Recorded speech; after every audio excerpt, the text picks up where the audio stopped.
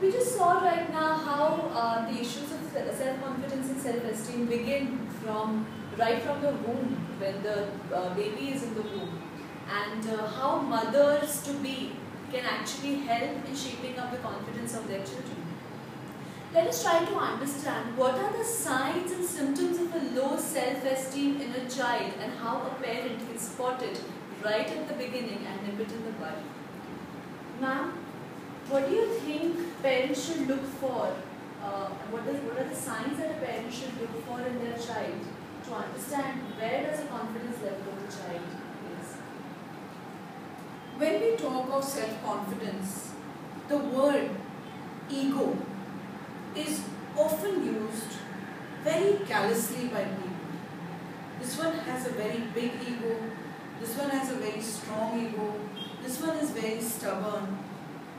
Actually, we see that the signs and symptoms, the first aspect would look as ego. For example, a child participates in an elocution competition, does not win a prize, comes back home, and the parents say, "So what happened?" "Oh, I did not win anything. There was so much partiality. People really don't know where the talent lies. I'm not going to take any more part in this school again." This is low confidence, a low self-image. A person with a good confidence would come and say, "I participated, it went well, it was not really to the level that I expected, and therefore I did not get a prize, but next time I'm definitely going to improve on the points I feel I should have stressed a little more. Next time I'm going to take your help also to build a very strong speech for myself." These would be the signs and the symptoms. The second one, how an individual faces rejection. Biggest problem with all of us today. Someone says no, we feel, "Oh my God, it's the end of the world." A child, when told no, throws a huge tantrum, does not accept, tries to convert it into a yes somehow or the other, is actually depicting a low confidence level. I can give you an example if you are a little confused about what do you mean by no.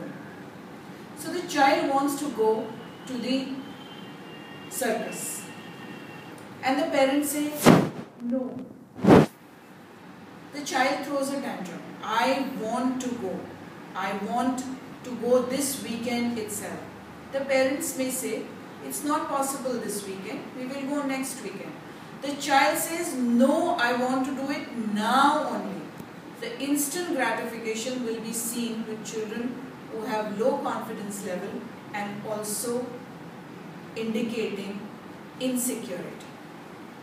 All these are linked, interlinked. When you see low confidence, you will see the emotional quotient low, there will be insecurity, there will be inability to handle situations, there will be inability to face rejection. The children who are not able to listen to no in the childhood grow up to not be able to take rejection from a girlfriend or a boyfriend or a marriage proposal or an alliance which is happening. So this is the second symptom that you will see that when the child has low confidence level. The third you will see is the child refusing to participate in any activity. The fear is, "I will not win. I am going to fail," is the fear. So the readiness to say that, "So what if I fail? I will try again later," is not there. The fourth one is fear of exams, fear of talking to people.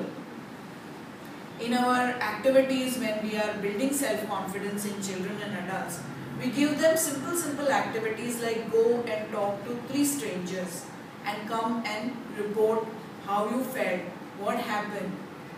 And then we highlight, was it the end of the world that you spoke to a person? How did it feel?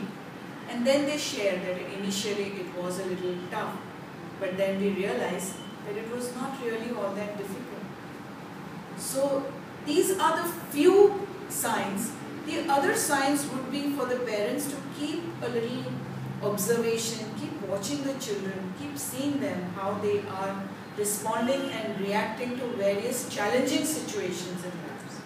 When a challenge comes, if a person shies away from it, the confidence level is low. Thank you so much, ma'am. I'm sure parents can now, using the 3 to 4 signs that you just mentioned, they can identify that where does the child exactly lie and what needs to be done about it. And at least be alert. Correct. So, because when it comes to parents, they generally push. Mm. For example, a little child who is there with a mother, and suppose a teacher or a friend gives a chocolate. The mother wants that child to say thank you immediately. Mm. The child may not be ready or may feel shy to say thank you. Here, if the parent pushes the child, then it's going to be a really lose-lose situation, because the child will go further into the shell. The child will try avoid situations like going out with the mother to meet the friend or interact or go for a birthday party or participate in any sport. So the more a parent pushes the child, the more the child will withdraw. The best technique here would be the mom saying, thank you from my son. I am telling you thank you from my son. The child will role model this, and within a few instances, the child himself or herself will start saying thank you. That is something really amazing, because a lot of parents end up doing, whatever you just mentioned before that. So I guess what is a big no for the parents is what we already know now. Hope this will help you.